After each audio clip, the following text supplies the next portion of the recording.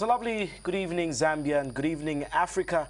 I know that Nigeria this evening is up in celebrations. All the streets of Lagos, Abuja, and across Kano, Kano, Nigeria having beaten the favourites, so Africa's #1 Ivory Coast by 2-1 to sail through to the semi-finals of the 2013 AFCON. Obviously, a little later, we'll be seeing Burkina Faso take on fellow West Africans Togo in another Africa Cup encounter. We're not talking football today.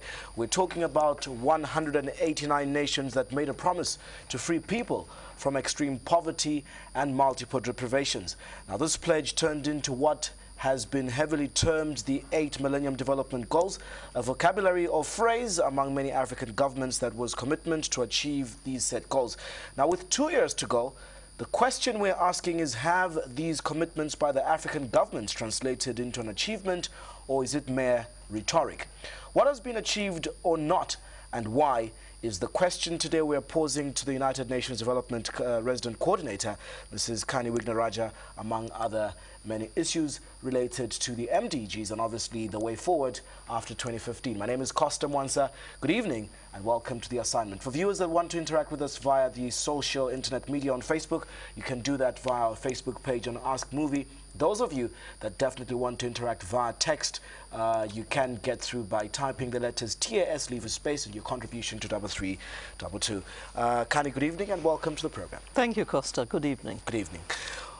Well, I think so much has been said since 2000, but with the introduction and preamble given from the UN perspective, really, and for the sake of the viewers, what is this talk, or what is this issue around the Millennium Development Goals and the target for 2015?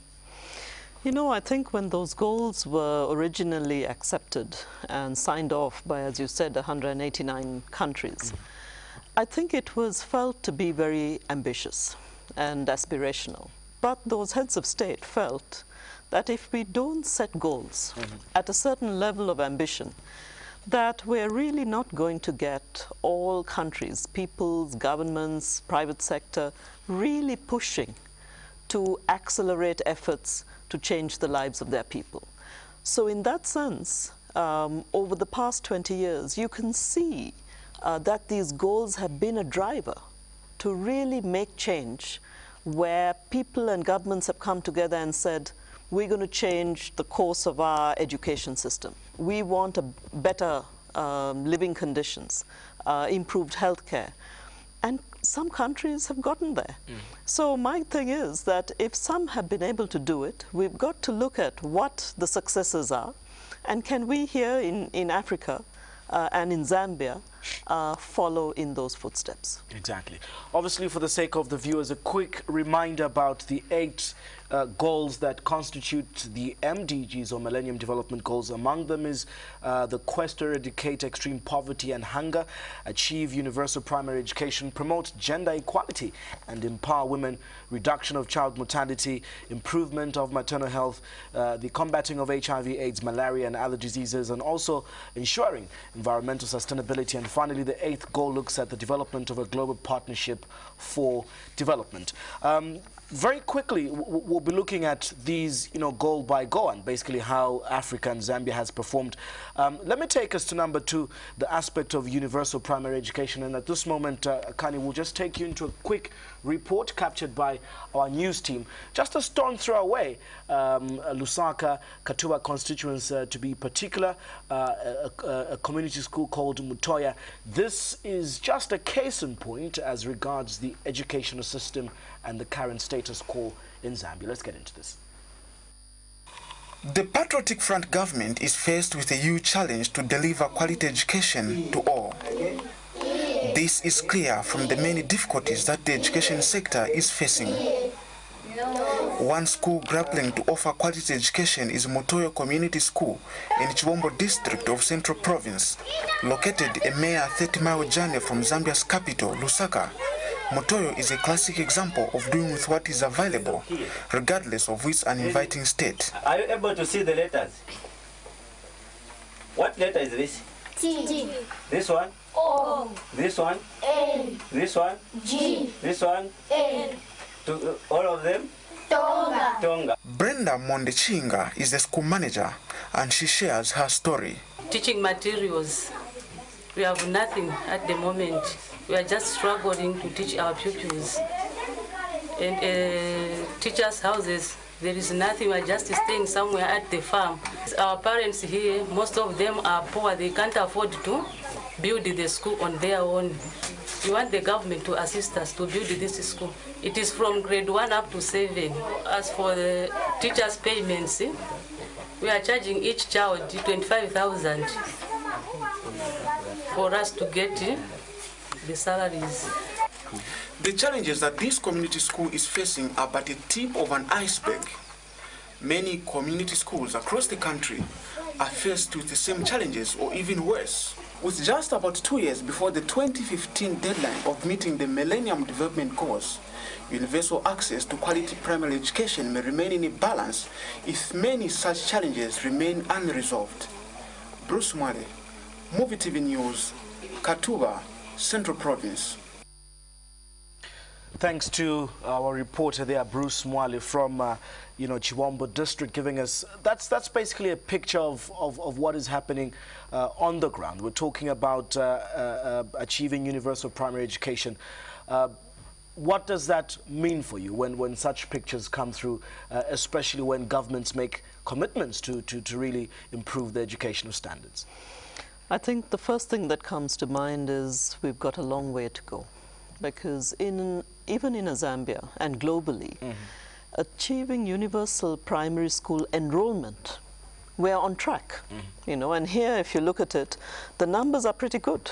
Over 90% of children who should be in school actually enroll. But what happens after that?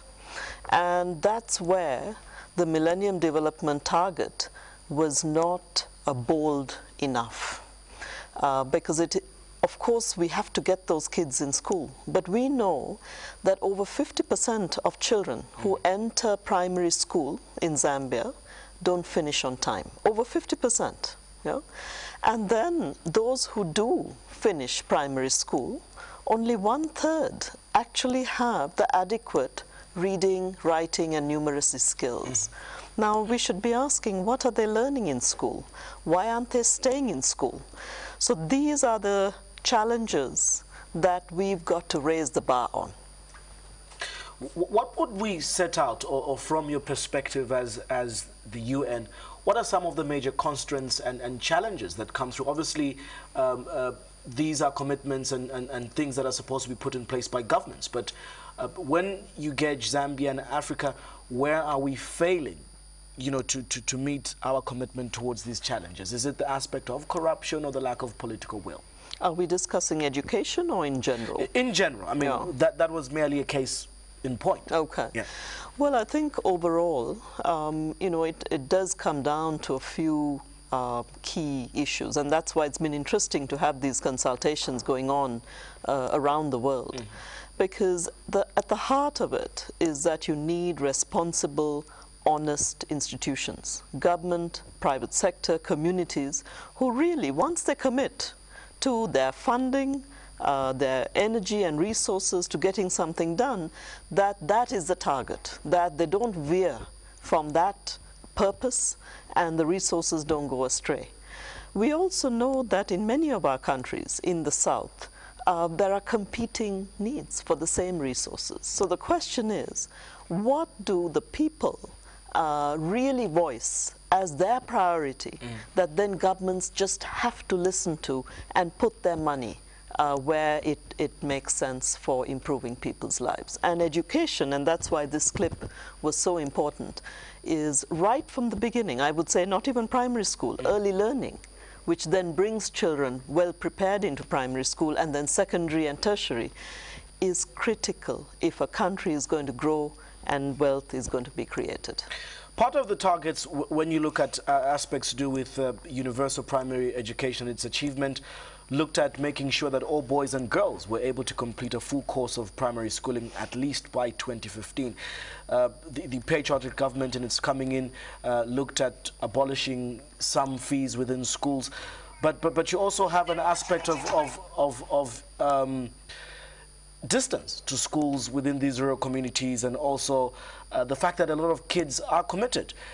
Do you see efforts from the budgets, for example, and monies being allocated?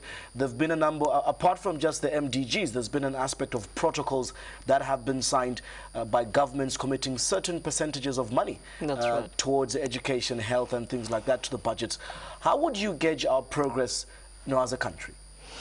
I think we're seeing increased budget commitments to both education and health, which I would say are fundamental to the opportunities that we're giving our children to really get ahead in life.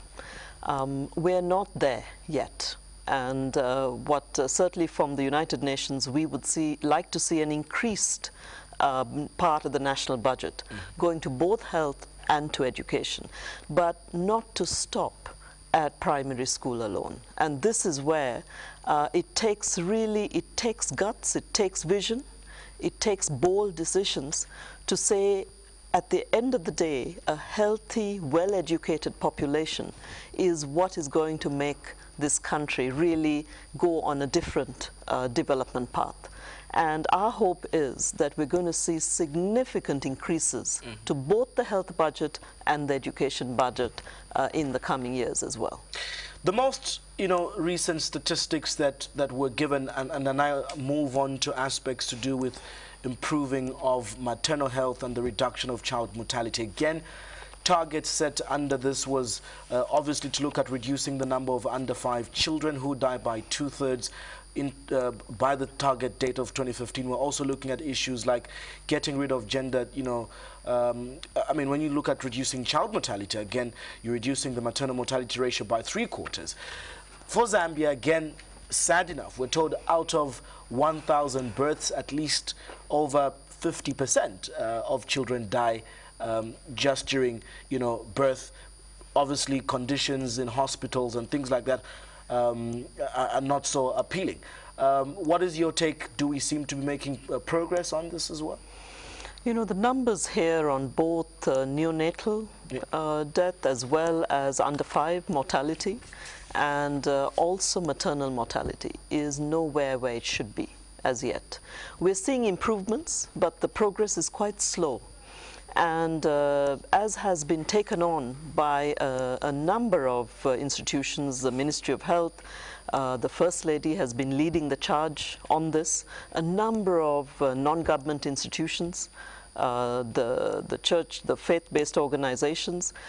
I think there is now a good understanding that just, do you know, Costa, that just from the health clinics alone, we have data that shows that close to 40 women die every month just from complications of childbirth. And that's the health clinics. Exactly. That is not the women who die at home.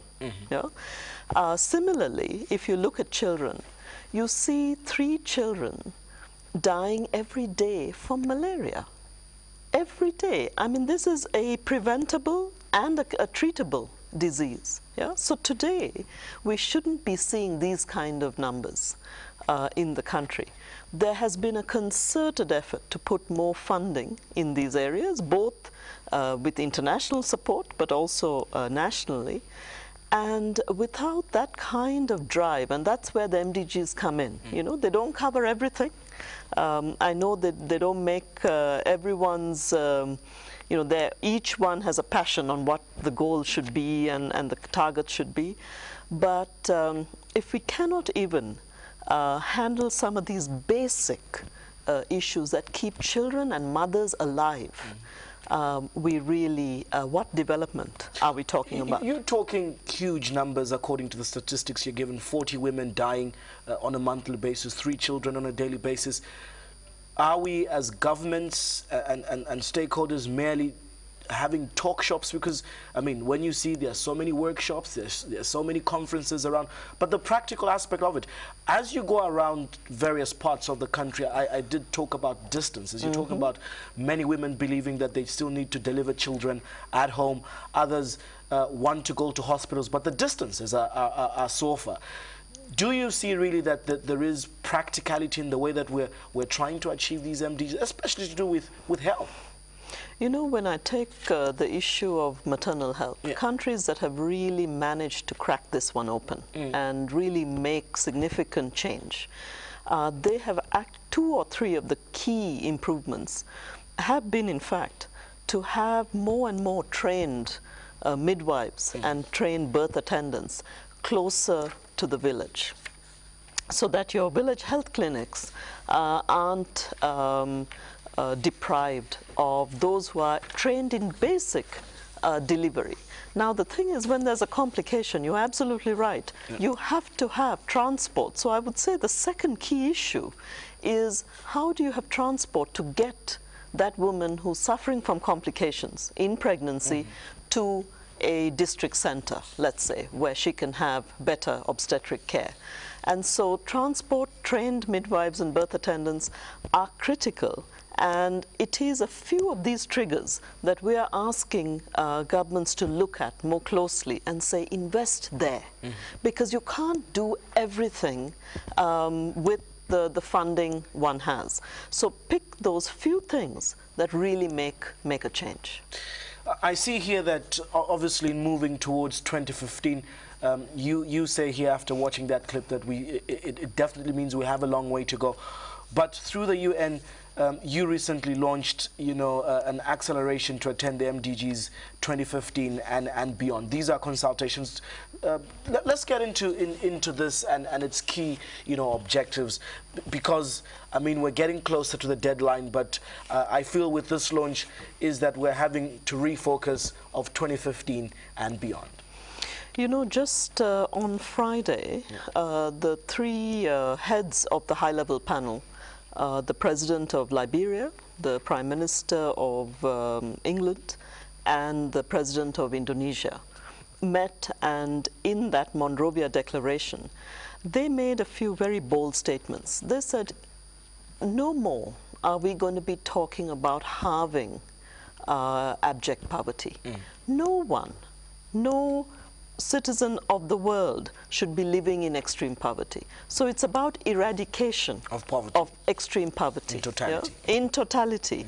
Now, if you take that to what we're talking about in Zambia, the issue has been that over the last, say, 20 years, what you're seeing is that all of the growth, even in the last, say, 6-7 years, if you take the higher growth years, that growth is just not translating into making a serious dent in poverty, right?